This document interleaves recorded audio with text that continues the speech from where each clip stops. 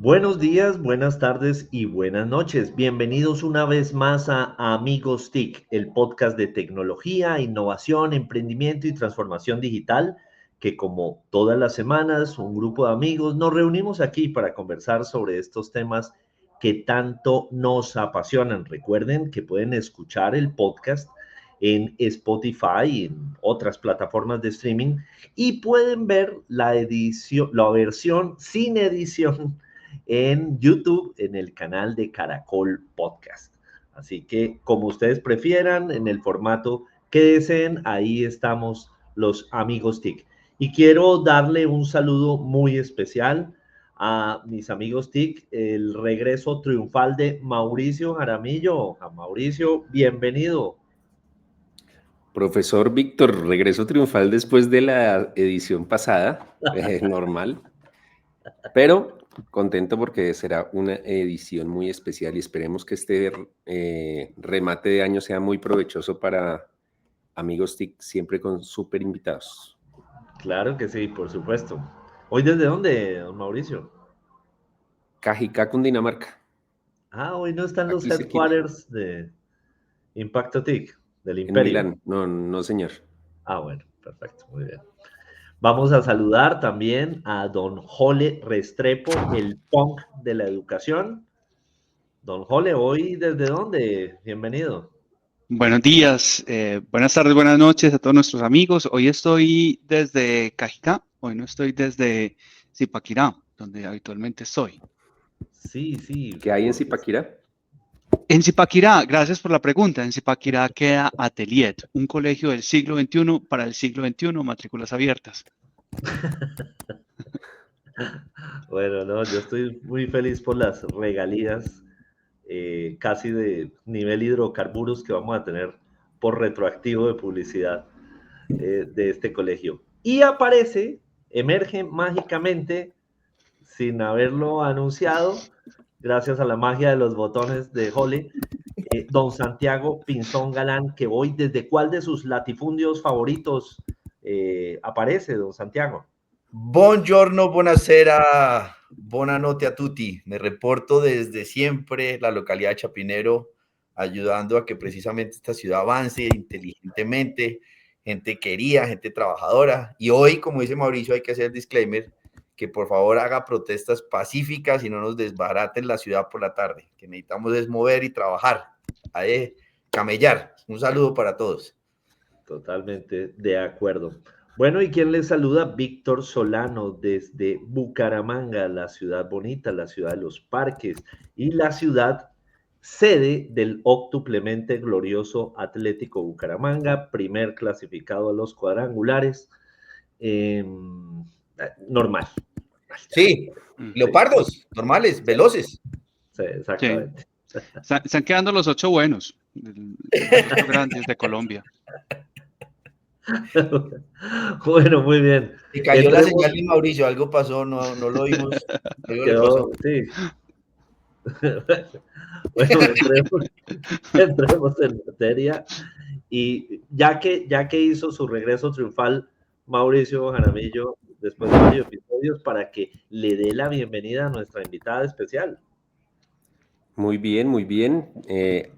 Importante, no vamos a matonearnos entre nosotros y mucho menos Santiago, nuestra invitada. Se trata de Juliana Pulesio. Juliana es una colombiana con una trayectoria importante en Latinoamérica. Ha trabajado en multinacionales y startups de alto crecimiento como OLX, como Didi, también y actualmente en Rappi, pero además ha trabajado en comunicación, reputación, relaciones públicas. Creo que comenzó Juliana por allá por Mediática, una agencia que queremos muchísimo. Saludo a Alex y a Vilma. Y tiene un libro que es como el tema que la obsesiona y es Reputación lo es todo. ¿Lo dije bien, Juliana? Porque el libro está en inglés también, Reputation Sí, is Everything. así es. Y hago una cuña. Gracias por la invitación. Feliz de estar acá. Espero que me traten con cariño. Me siento un poquito intimidada con el matoneo de este. El de Santiago. Pero tranquila, Santiago, que te vamos sí, a proteger, no, Jorge, tranquila. Víctor y yo. Te vamos a proteger. Bueno, gracias. El libro, de hecho, está en inglés y el título está en inglés y hay una razón para eso, y es que el sector tecnología, el sector startups, se mueve en inglés. A veces es extraño que uno entre a una startup y piensa es una startup en Colombia y solo opera en Colombia o solo operan y todo es en inglés, y hay una razón detrás de eso, y es que mucho de la tecnología que traemos o cuando hablamos con los programadores o cuando tenemos talento pues exterior o externo, todo es en inglés, entonces por facilidad de todos. Entonces el libro que está pensado es en eso, en startups, en empresas nuevas, en empresas que están en tecnología, pues por eso se hizo en inglés. Muy bien, y además basada pues en esa experiencia, en esas grandes startups de alto crecimiento. Y me faltó decir que eres comunicadora social de la Universidad de La Sabana, con máster en Relaciones Públicas de la Universidad de Alcalá y especialización en Gerencia de Comunicación Organizacional y Relaciones Públicas en La Sabana. Así que bienvenida, Juliana. Gracias, Mauricio, Santiago, Víctor, todos, realmente feliz de estar acá hoy con ustedes hablando un poquito. Muy bien, entonces pues si quieren me dejan la primera pregunta, ya que después Santiago coloniza y hace 9 seguidas. Se acabó el podcast, Juliana. Eso es 1A, B, C, D, pero bueno, porque usted lo ha pedido. No. Es que me genera mucho interés la afirmación de que reputación lo es todo, porque yo estoy convencido del valor de la reputación, pero cuando uno, por ejemplo, en mi medio de comunicación Impacto TIC, hoy aborda a los potenciales patrocinadores o clientes, muchos ya no piensan en reputación, piensan en conversión. Sí. Y obviamente ofrecemos servicios, eventos para lograr generar prospectos y todo esto, pero le dan una importancia grandísima a la prospección, me imagino pensando en el trimestre en el que están, y no a la reputación, que es algo de alta sostenibilidad. ¿Cuál es ese mensaje que tú envías y cómo los convences de esa importancia de la reputación? Pues es que yo pienso que la reputación se construye, estés haciendo algo o no, punto. Tú puedes no hacer nada y dedicarte solo a conversión, tu reputación se está construyendo. La diferencia entre una marca exitosa con una reputación limpia es esa que crea la reputación desde la conciencia de lo que está creando. Entonces, yo siempre les digo, es como, esto va a pasar, la reputación se va a construir, no tienes que hacer nada. El tema es cómo quieres que se forme esa reputación, qué forma quieres que tome. ¿Tú quieres ser partícipe activo en esa construcción de reputación o simplemente vas a dejar que se construya con el tiempo, con lo que haces? Porque incluso esos temas de adquisición de usuarios y cómo convierto y todo eso, en la manera como lo haces y en los sitios a donde llegas, también está construyendo reputación. Entonces es esa conciencia de cómo la construyo, y creo que ahí hay un tema importante en las empresas que realmente logran destacarse frente a otras. Hay empresas que empiezan de cero y eso creo que lo explico en mi libro. Cuando tú estás creando una startup, que es en donde yo tengo experiencia, la reputación que inicia es la reputación de quién, de la persona que vende la idea. La reputación que tiene esa persona que vende la idea, porque realmente tú no tienes nada, tienes una idea que sales a vender, inversión, y es lo que tú significas, lo que tú eres, las conexiones que has construido, lo que genera una reputación que te hace levantar $1 millón en cualquier parte donde nadie te conoce, y es eso que logras vender o eso que proyectas. Entonces, para mí el mensaje ahí es claro, ¿se va a construir sí o no? Es qué tan partícipe quieres tú ser de la construcción de esa reputación. Muy bien. Santiago, que tiene la reputación de que siempre pide regalos, me imagino que ya tiene sus 9 preguntas seguidas. Ay, Juliana, ya sabes cómo es esto. Cuando tú hablaste de reputación, esto cambia porque es sector productivo, sector real, sector público. Eso no cambia la cultura, es decir, eso tiene una diferencia, unas maneras distintas de aproximarlo, o pues precisamente la reputación es todo y entonces no debería ser una diferencia si sector público o sector privado, cómo se maneja. Yo creo que no hay una diferencia, lo que pasa es que la velocidad sí cambia.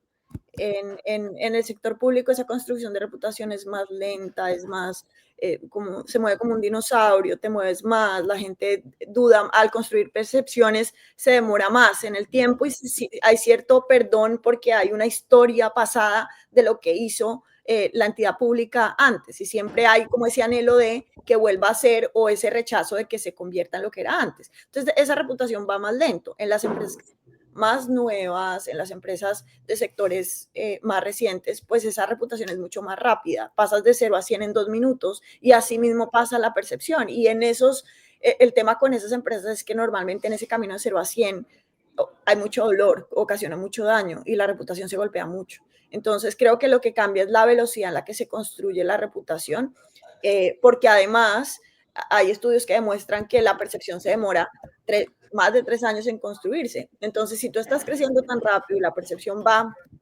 tan lento, pues tu cabeza se queda pensando en lo que era la empresa al inicio, así la empresa ya esté más adelante, pero entonces hay como un momento en que se debe juntar la percepción con la realidad, que debe acelerarse en sectores que están más asociados hacia lo que es tecnología, en sectores más formales o en sectores más tradicionales. Esa construcción de reputación toma un poquito más de tiempo y hay un poquito más de filigrana en esa construcción por un pasado más largo. Juliana, en estos tiempos tenemos la sensación de que a muchas marcas y a personajes, a figuras públicas, les interesa ser, les interesa más ser notorios que notables. Y eso significa, por supuesto, un poco en esa filosofía que alguien llamaba la filosofía Amparo Grisales, no importa que hablen bien o que hablen mal, pero que hablen. En mi opinión, en muy humilde opinión, eso está mandado a recoger, es absolutamente peligroso, es jugar irresponsablemente con el patrimonio de los accionistas de una marca, pero ¿qué tan fácil o difícil es hoy convencer a esas marcas, a esos líderes que sienten que no, lo importante ahorita es que hablen y es que me noten y es porque estoy apareciendo y hagamos lo que sea? Hay mucho de eso todavía, Víctor, hay mucho de eso. Yo creo que hay muchos líderes que son conscientes, pero siento que hay mucho todavía de eso, de no importa que hablen y ya está, mientras estén hablando de mí. Realmente creo que ese mindset de que hablen mal, pero que hablen no importa, no hay nada más dañino que eso, porque todo lo que se construye en el tiempo pesa, todo suma, todo suma. Entonces tú no quieres que hablen mal, que hablen, pero que hablen de lo que yo quiero que hablen. Así debería ser, no que hablen de lo que se les ocurre. Entonces, ¿qué tan difícil es? Muy difícil. Creo que cuando tú te encuentras con líderes, CEOs, GMs que tienen cierto proceso de madurez y han pasado por ciertas etapas, sobre todo críticas a nivel de reputación, ellos son mucho más conscientes de la importancia de construir una reputación consciente y no ser ruidosos, porque es que creo que ahorita el tema es, hay que hacer ruido como sea y en el ruido nadie oye.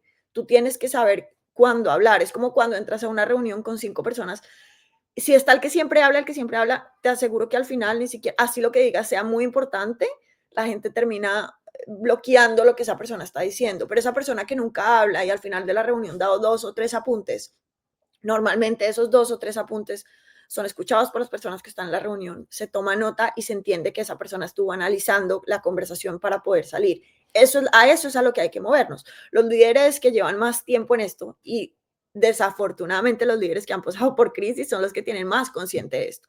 Creo que hoy en día, en el sector en el que yo me muevo, de gente tan joven que está haciendo tantas cosas, a veces no son conscientes de esto y muchos hoy en día son conscientes de traer gente con experiencia a que trabaje con ellos y es ahí como tratan de aprender de esa experiencia pasada, pero ellos por sí solos piensan como, no, no importa, hay que salir, hay que hablar y a veces por eso ves gente en portadas que tú dices, pues esta persona yo nunca la había oído, lo que está haciendo, o sea, como, y qué está haciendo, o sea, no era el momento, no era el momento, tú no sales a vender algo que no está listo, pero por esa necesidad o esas ganas de tener las luces encima de ellos, porque consideran que esas luces encima de ellos lo que me van a traer a más clientes, pues cometen errores. No hay nada más peligroso para una empresa, para un producto, para algo que quieras lanzar, que una visibilidad cuando no estás listo. Eso te acaba.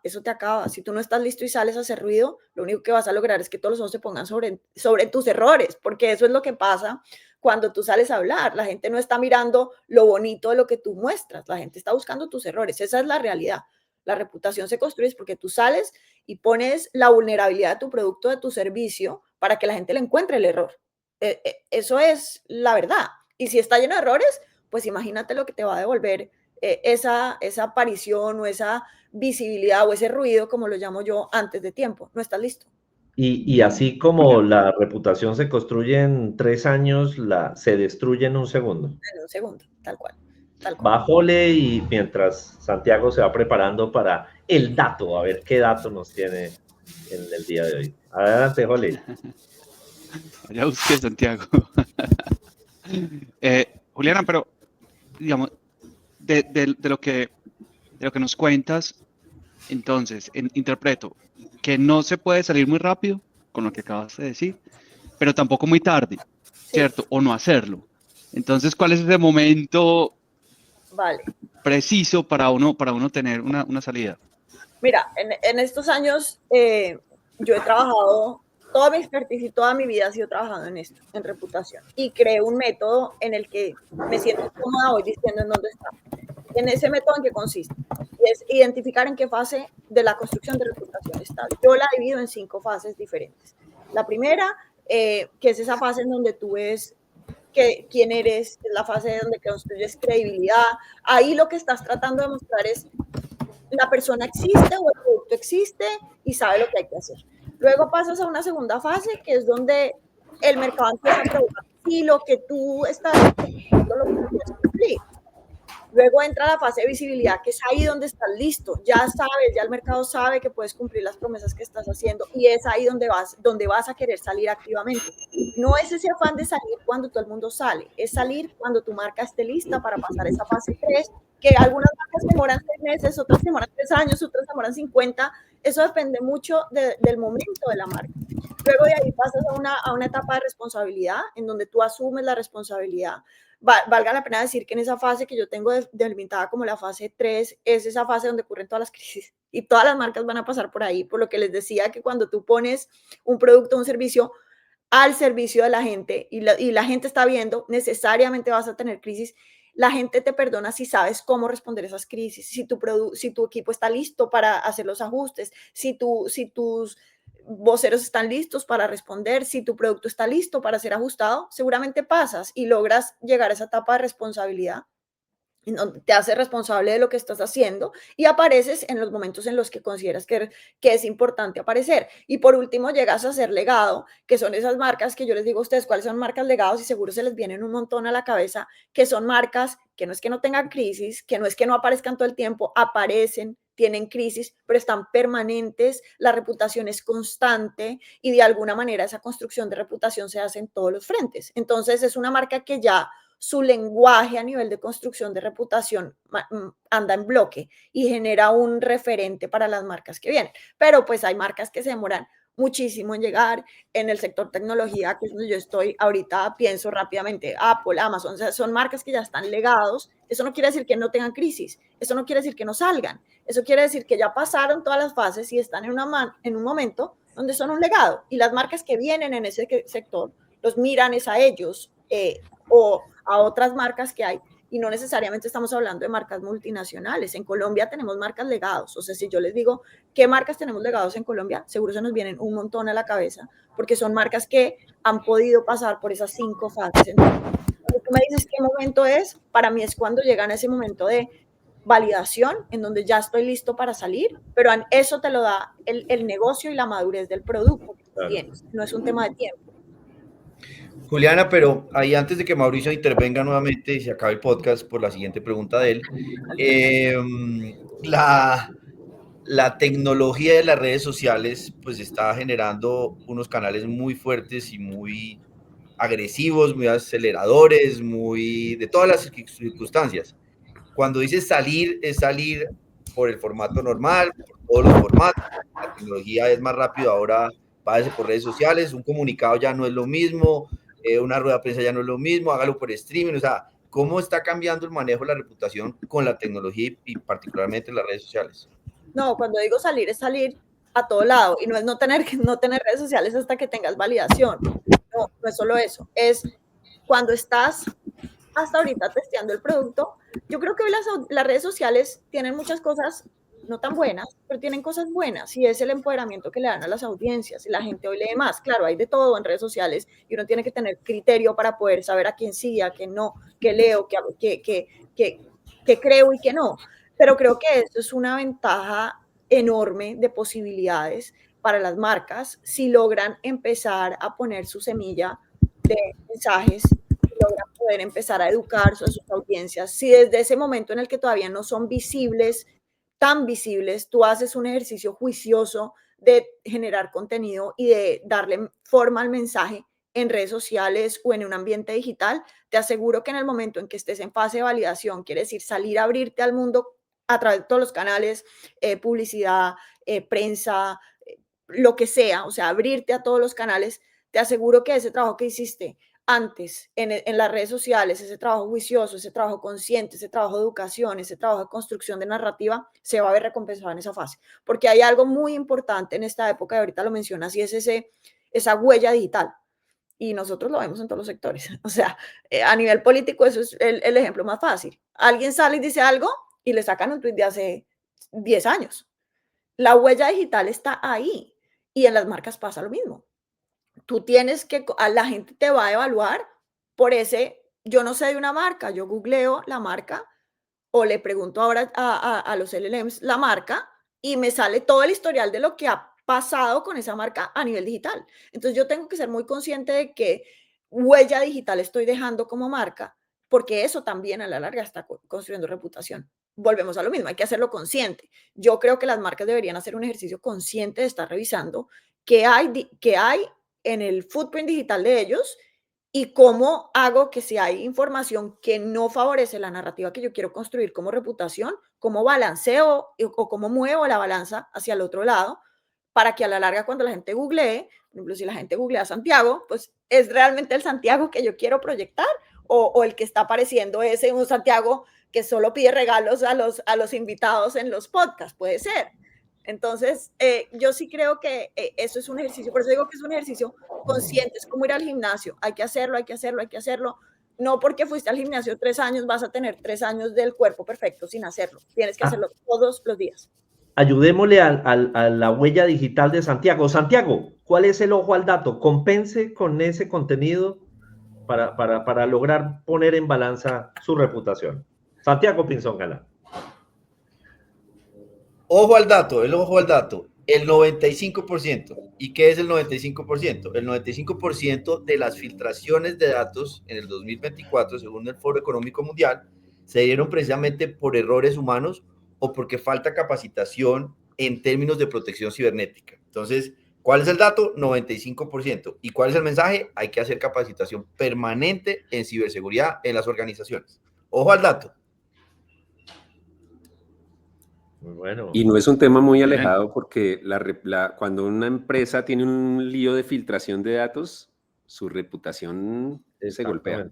Claro, y ahí lo que tienes que lograr es el perdón de las audiencias. Yo siempre, cuando hablo con los CEOs y con los gerentes, les digo, no hay que tenerle miedo a las crisis, hay que estar listos para afrontarlas. Porque lo que tú necesitas lograr al final del día con la construcción de reputación es que la audiencia te perdone. Si la audiencia te perdona, pasas, sigues. Vuelves a construir, te demoras, tienes que demostrarle pero hay marcas a las que las audiencias simplemente no las perdonan y ya está, las ventas caen, el producto desaparece. Entonces, a la larga, el objetivo de la reputación es lograr el perdón a futuro.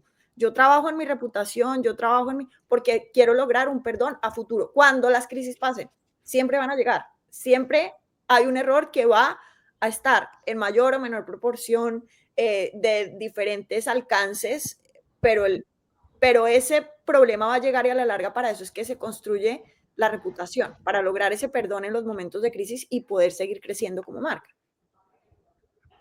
Juliana, en este tema de perdón, estamos en un mundo demasiado polarizado.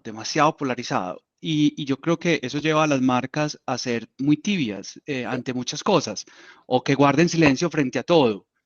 Y eso también, pues creo que eso vuelve todo muy de unos colores, pues como muy, pues, o no, se pierde todo color, ¿cierto? Todo muy gris. ¿Qué pensás de esto? O sea, ¿es bueno tener Ay, esas pues, marcas te voy tibias? a ser súper honesta, yo creo que ese querer tener contento a todo el mundo es algo tan latinoamericano que a veces tenemos que ver un poquito más qué hacen afuera de nuestro scope. ¿Por qué? Porque yo pienso que por fuera ya entendieron que no está mal tomar una posición. Una marca no debe tener miedo de tomar una posición. Lo que debe tener miedo es cambiar de idea en el intermedio. O sea, yo hoy soy blanco, pero mañana soy negro, pero después soy rojo, pero después soy gris. Es ahí donde la gente se confunde y dice, pues, ¿qué es lo que quiere? El problema no es que yo diga siempre que soy blanco. O sea, el problema es ese. Yo me debo mantener siempre. Soy blanco, soy blanco, soy blanco. Y a pesar de que el mundo en el que estoy quiere blancos y negros, yo soy blanco y mis acciones son blancas.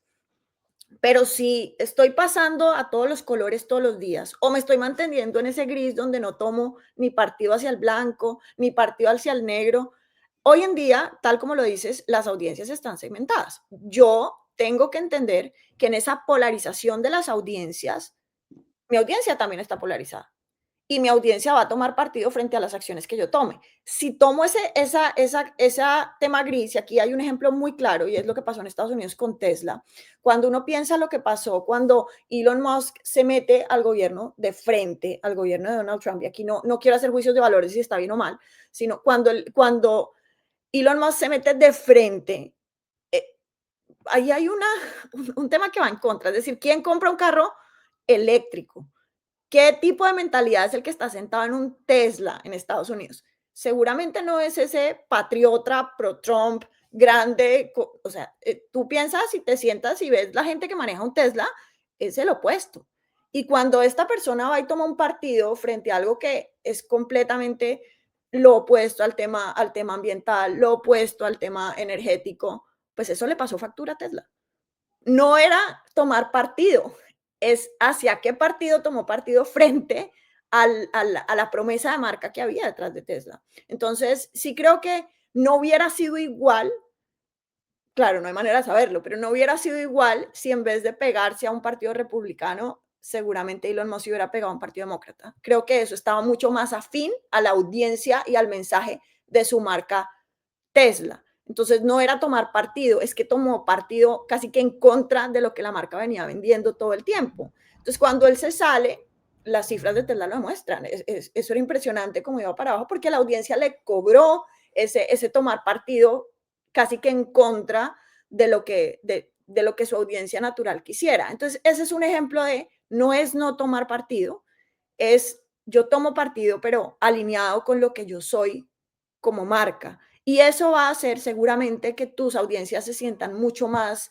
respaldadas, más seguras. Pero es que nos da miedo, a las marcas les da miedo. Las marcas creen, las marcas, los influencers, hay gente que el que toma partido le va mal, porque casi que está en el partido que gana o en el partido que pierde. Y no se ve que simplemente son unas ideas que están por ahí en el mundo, en las redes sociales, y no vas a ser parte de la polarización, es tener coherencia con tu mensaje, con lo que proyectas y con lo que dices. Juliana, me das pie para hacerte la siguiente pregunta, porque además se tocó un poco el tema político y entiéndeme que esta pregunta no tiene que ver con la mecánica política, sino con la reputación. En un país tan polarizado como nos decía Holly, que yo sí creo que así es mucho más taquillero los pronunciamientos de la izquierda, los pronunciamientos de la derecha, que la moderación que filosóficamente uno podría esperar de la política, de los partidos, de los líderes de centro.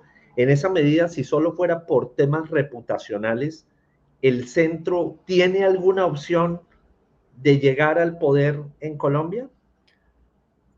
Bueno, desde la reputación yo creo que hay algo que está faltando en la jugada política de Colombia y aquí, con todo el respeto, porque no soy experta en política y no quiero entrar en esos debates, precisamente porque se tocan fibras susceptibles, pero yo sí creo que no puedes pensar en vender un centro cuando no estás dispuesto a salirte de unos márgenes. O sea, el centro debería ser un poquito más difuso en las orillas y así es, yo siento eso. Yo siento que el centro no puede ser un gris fuerte, o sea, el centro tiene que tener un matices de negro, matices de blanco, un poco hacia un lado y un poco hacia el otro, pero creo que el centro que se está tratando de construir a nivel de reputación en Colombia es el gris fuerte. Entonces la gente de centro no opina de seguridad, pero tampoco está opinando de temas sociales, pero entonces como que está metido en una cajita en la mitad en donde no me corro porque no sé hasta qué punto voy a ser derecha y no me corro porque no sé hasta qué punto va a ser izquierda.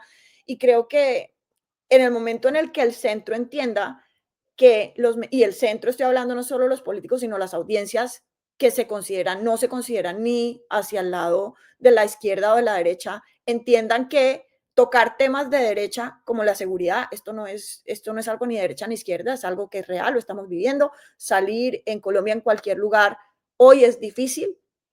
La seguridad no es un tema de derecha, la seguridad es una necesidad del país. Y los temas ambientales y sociales no son un tema de izquierda, son una necesidad del país. Colombia es un país que tiene una población pobre y hay una población olvidada y hay zonas donde no se ha podido llegar. O sea, eso son realidades. Pero siento que al centro le da miedo tomar postura en esos dos momentos, porque en cada momento me encajo o hacia la derecha o hacia la izquierda.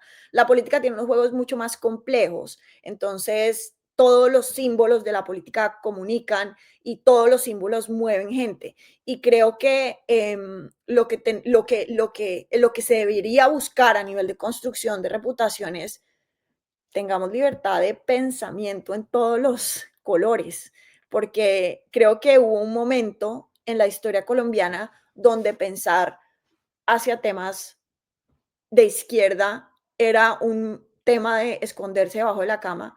También pasamos por un momento donde ser de derecha o votar por el no era esconderse debajo de la cama. Y hoy estamos casi que haciendo lo mismo con el centro. Ser de centro es ser tibio y hay que esconderse debajo de la cama.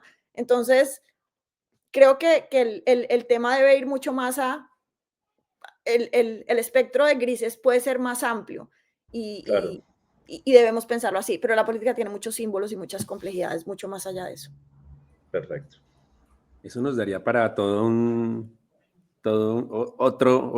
programa de Amigos TIC, además, porque yo por lo menos creo que a los políticos lo que les importa menos es la reputación, por lo mismo que decía Víctor, y por eso tantos investigados y tantos con antecedentes que salen elegidos.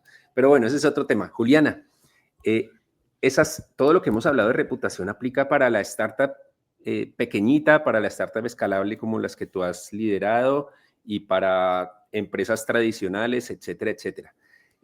Pero las startups y sobre todo las de alta escalabilidad suelen ser disruptivas y cuando son disruptivas rompen esquemas, cambian estructuras y hacen daños, entre comillas. Hacen daños es sacuden el status quo de una industria, de un mercado o de la forma como las personas viven o hacen cosas. Y eso genera obviamente rechazo, genera ataques, genera intentos regulatorios.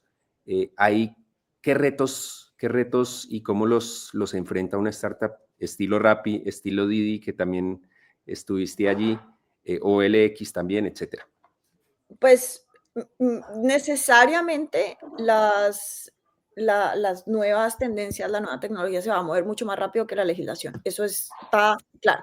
A nivel de transporte, por ejemplo, en Colombia, que todavía no hay una regulación sobre ride sharing, ¿hace cuánto fue la última regulación a nivel de transporte? Años, décadas, o sea, y necesariamente eso tiene que evolucionar. Eso hace parte de la construcción de una empresa que genera disrupción en un sector. Ahora, para mí es clave la educación y el trabajo en conjunto. Tú no puedes pedirle a un órgano tan absolutamente tradicional, por ponerle algún tema, a un tema legislativo, Congreso, que se ha mantenido como se ha mantenido, trabajando de la manera como ha trabajado, que de un día para otro entienda que la tecnología o el mundo, y además es que me encanta es porque hablamos a veces de tecnología como si fuera algo de hace 2 años, pero si estamos hablando, miramos para atrás, llevamos décadas con empresas tecnológicas, o sea, ¿cuánto tiene Amazon? ¿Cuánto tiene Apple? ¿Cuánto tiene Google? Son empresas que tienen muchísimos años, son empresas viejas, pero Ya van por el medio siglo. claro, y hoy lo vemos como si fuera algo nuevo, lo seguimos viendo como si fuera algo nuevo. Lo mismo redes sociales, Meta, ¿cuánto tiene Facebook? O sea, pero lo seguimos viendo como algo nuevo, porque en nuestro imaginario esto es actual. Yo pienso que sí hay que hacer una labor de educación muy fuerte. Yo pienso que en la medida en que las nuevas generaciones entiendan que esto hace parte de lo que hay hoy en día, no quiero ni siquiera imaginarme lo que va a ser el tema regulatorio con todos los LLMs y la inteligencia artificial. O sea, no ha empezado porque eso lleva unos pocos años. Se habla de eso, se habla, en algunos lados se ha empezado a decir esto, lo otro, se han empezado a tocar, pero el grueso regulatorio no ha llegado. Y cuando eso llegue, espero que las personas que estén sentadas tomando decisiones sobre esto sean personas que sepan.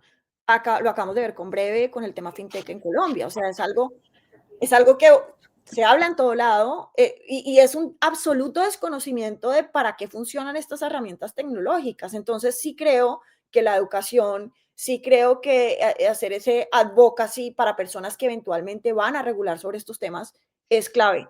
No es posible que hoy en día estemos sentados en regulaciones con personas que están alejadas de lo que significa un avance tecnológico y que ni siquiera entiendan el impacto de una decisión frente a todo un sector que además afecta pues a todo el mundo. O sea, no es algo que aleje ni que segmente, afecta a todo el mundo. Entonces sí creo que el tema de la academia tiene que ponerse mucho las pilas para que la gente que salga hoy en día para cargos de la carrera que sea, tenga metido en su cabeza cómo funcionan estas nuevas tecnologías en el sector que sea y las pueda eventualmente aplicar cuando se haga un relevo generacional en política.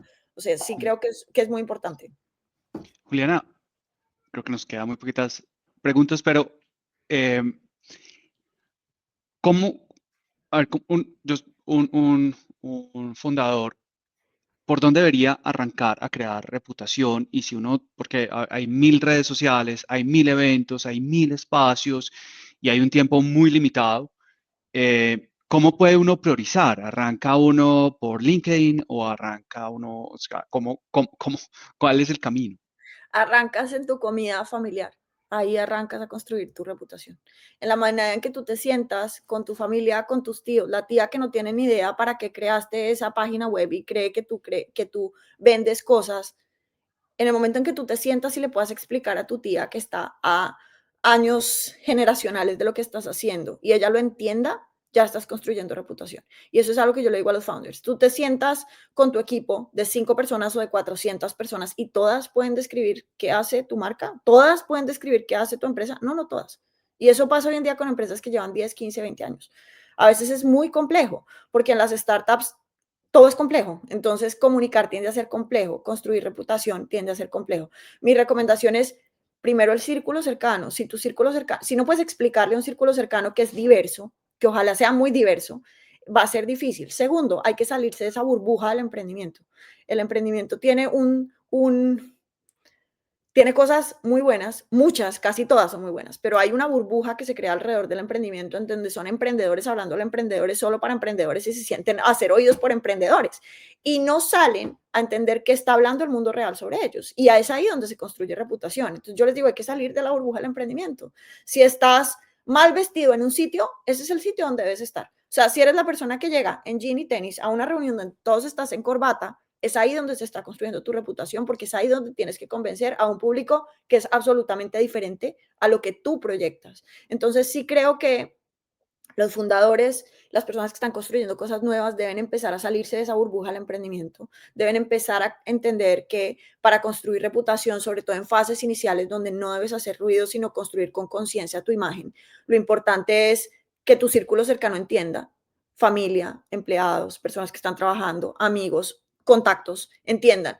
Luego, tus redes sociales, lo que hablábamos, yo sí creo que el footprint digital tiene una marca enorme. Lo que proyectas en comunicaciones y en reputación, desde el color que usas, la típica camiseta negra, camiseta blanca y los tenis, eso era para verse cool, como vinimos a trabajar y no estamos aquí, estamos trabajando. Hoy en día eso es un cliché. Entonces, eso también ha evolucionado, pero ahí también hay construcción de reputación. Y ya eventualmente cuando estés listo, pasas a salir. Pero creo que lo primero es blindar ese círculo cercano, generar mensajes simples. Empecemos por generarse mensajes simples. A veces creo que muchos lo hemos visto, Mauricio seguro lo ve todo el tiempo, sale una super idea y uno dice, bueno, cuéntame qué es tu idea. Y se demoran 20 minutos y no pueden explicar y no pueden salir del código y entonces lo enredan a todo el mundo. Eso no vende. La simplicidad es lo que hace que tú llegues a donde debes llegar. Y volvamos a lo mismo, tomemos como ejemplo las marcas legados. Amazon empezó vendiendo libros, punto, vendía libros. Eso era, no era más que eso. Claro, toda una tecnología detrás, todo un tema, hoy en día no está lejos de estar ahí, pero vendía libros. Y que yo pueda decir qué hace mi marca vende libros. Mi idea limpia dientes, o sea, simple, sencillo. Y que eso yo lo pueda replicar no solo en mi círculo cercano, sino en audiencias no naturales al emprendimiento, ahí estás construyendo una reputación sólida desde el principio. Perfecto, muy bien. Bueno, jóvenes, ¿alguna última pregunta para nuestra invitada y Sí, no acapararla toda la mañana? don Santiago se nos tuvo que ir sin despedirse ni nada, pero manda a decirle a Juliana que muchas gracias, que qué le va a regalar, que si le va a regalar un libro y la pregunta que él siempre hace, ¿qué libro estás leyendo? Entonces, pues cuéntanos un poquito de tu libro, dónde se puede conseguir y si estás leyendo alguno o recomiendas algún otro Esta es la libro. sección mesita de noche. Libro o podcast, además de Amigos TIC, por supuesto.